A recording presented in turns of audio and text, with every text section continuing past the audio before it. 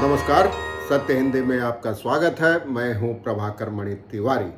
आप जानते हैं पश्चिम बंगाल में अल्पसंख्यकों की तादाद कुल आबादी में करीब 30% है और चुनाव चाहे विधानसभा का हो या लोकसभा का, इस तबके के वोटर हमेशा निर्णायक भूमिका निभाते रहे हैं और इस बार भी अपवाद नहीं है।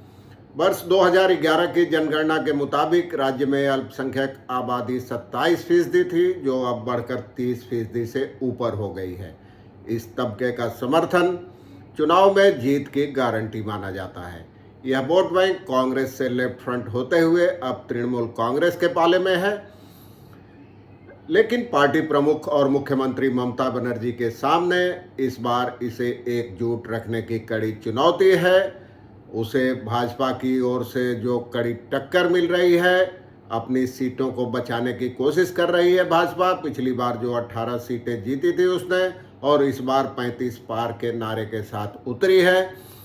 तो पिछले लोकसभा चुनाव में इस वोट बैंक में सेंध लगी थी। ममता की कोशिश है इस बार उसे रोककर इस वोट बैंक को एकजुट रखने की। और बीते लोकसभा चुनाव में जो सेंध लगी थी उसी के कारण भाजपा ने मालदा उत्तर और उत्तर दिनाजपुर जिले की रायगंज सीट जीत ली थी।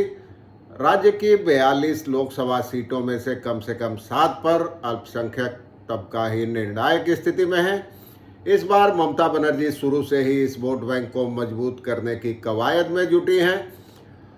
वो अपनी तमाम रैलियों में इस तबके के लोगों से बीजेपी, कांग्रेस और लेफ्ट को एक भी वोट नहीं देने की अपील करती रही हैं।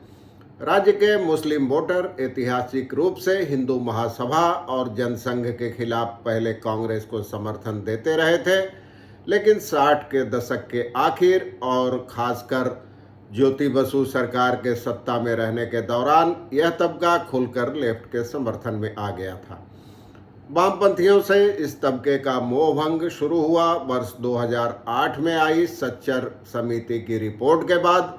उसमें राज्य में अल्पसंख्यक समुदाय की सामाजिक और आर्थिक बदहाली के अलावा सिंगूर और नंदीग्राम में जमीन अधिग्रहण विरोधी आंदोलनों का जिक्र किया गया था।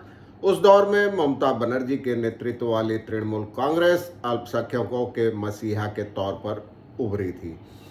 इस तबके के व्यापक समर्थन के कारण ही तृणमूल कांग्रेस ने वर्ष 2011 के विधानसभा चुनाव में लेफ्ट को बाहर का रास्ता दिखाया और बंगाल की सत्ता पर काबिज होने में कामयाब रही।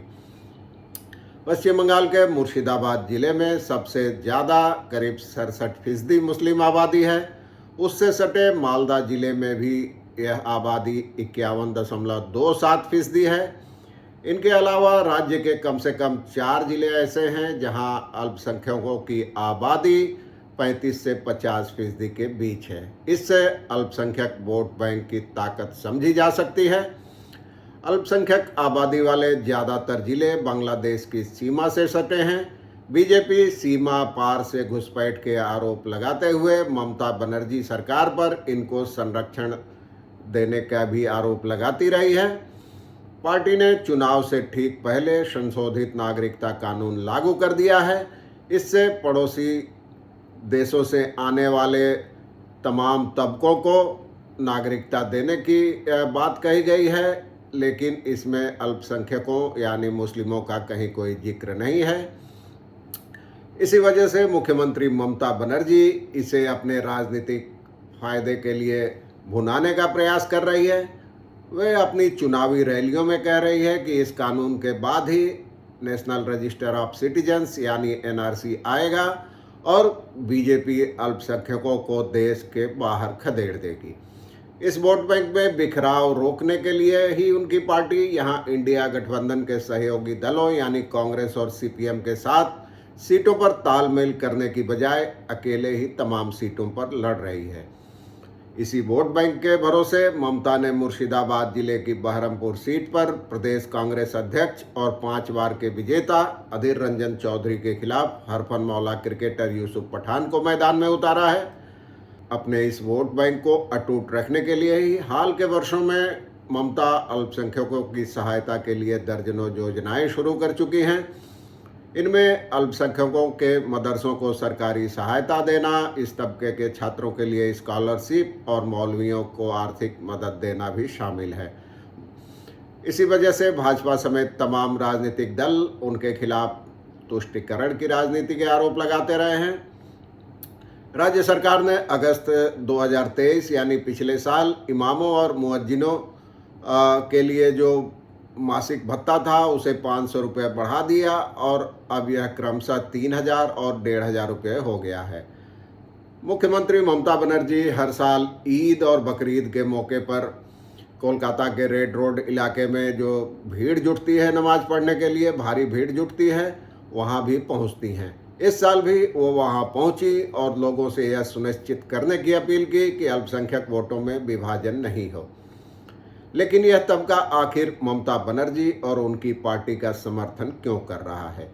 हर साल रेड रोड पर ईद की नमाज का नेतृत्व करने वाले फजलुर रहमान कहते हैं कि ज़्यादातर सीटों पर तृणमूल कांग्रेस के अलावा कोई बेहतर विकल्प नहीं है। अकेले यही पार्टी बीजेपी की सांप्रदायिक नीतियों का मुकाबला कर सकती है। कोलकाता के मशहूर नाखोदा मस्जिद के 60 वर्षीय इमाम शफीक कासमी अल्पसंख्यक तबके के लोगों से अपील कर रहे हैं कि वो इस बार अपने वोटों को बंटने मत दें और धर्मनिरपेक्ष दलों को ही वोट दें। फिर वे साफ करते हैं कि इस तबके के लोगों को तृणमूल कांग्रेस को ही वोट देना चाहिए, हमारे सामने दूसरा कोई विकल्प नहीं है। बंगाल इमाम एसोसिएशन के प्रमुख मोहम्मद याहिया कहते हैं कि मुसलमानों के लिए अपने वोटों की कीमत का एहसास होना जरूरी है, इसलिए हम धर्मनिरपेक्ष पार्टी के पक्ष में एकजुट होने की अपील कर रहे हैं जो हमारे भविष्य की रक्षा कर सके और फिलहाल सिर्फ तृणमूल कांग्रेस ही ऐसी पार्टी है। इमाम एसोसिएशन में 22,000 से ज़्यादा सदस्य हैं। मोहम्मद याहिया का कहना है कि पिछली बार उत्तर दिनाजपुर और मालदा जिलों में अल्पसंख्यक वोट बैंक का विभाजन हो गया था और इसी वजह से बीजेपी ने वहां 2 सीटें जीत ली थी। इस बार हमारा मकसद इस विभाजन को रोकना है। उधर all Bengal minority youth federation के महासचिव मोहम्मद कमरुजमा का कहना है कि बंगाल में भाजपा से मुकाबले के लिए तृणमूल कांग्रेस ही सबसे भरोसेमंद ताकत है। दूसरी ओर तृणमूल कांग्रेस नेता और राज्य सरकार की मंत्री चंद्रिमा भट्टाचार्य का दावा है कि सरकार के कार्यकाल के दौरान अल्पसंख्यक तबका सबसे सुरक्षित महसूस कर रहा है और यही उसके लगातार समर्थन की प्रमुख वजह है। दूसरी ओर विपक्षी पार्टियां ममता बनर्जी पर अल्पसंख्यक तुष्टीकरण की राजनीति करने का आरोप लगाती हैं। भाजपा के प्रवक्ता शमीक भट्टाचार्य कहते हैं कि टीएमसी सरकार विभाजन की नीति पर आगे बढ़ रही है, लेकिन अब अल्पसंख्यक तबके का धीरे धीरे उससे मोहभंग हो रहा है। सीपीएम नेता सुजन चक्रवर्ती भी यही आरोप दोहराते हैं और दावा करते हैं कि अब यह तबका लेफ्ट की ओर लौट रहा है। उधर कांग्रेस नेता अधीर चौधरी का कहना है कि अब तृणमूल कांग्रेस सरकार की हकीकत सामने आ गई है, उसके राज में अल्पसंख्यकों का कोई विकास नहीं हुआ है। यह बात इस तबके के पढ़े लिखे नौजवानों की समझ में आ रही है, इसीलिए अल्पसंख्यक वोट बैंक का समर्थन घटने की चिंता ने सत्तारूढ़ पार्टी के नेताओं की नींद हराम कर दी है। नोबेल पुरस्कार विजेता अमर्त्य सेन के प्रतिचित ट्रस्ट के एक शोधकर्ता शाबिर अहमद कहते हैं कि तृणमूल कांग्रेस से शुरू की गई विभिन्न कल्याण योजनाओं ने इस तबके का समर्थन और मजबूत किया है।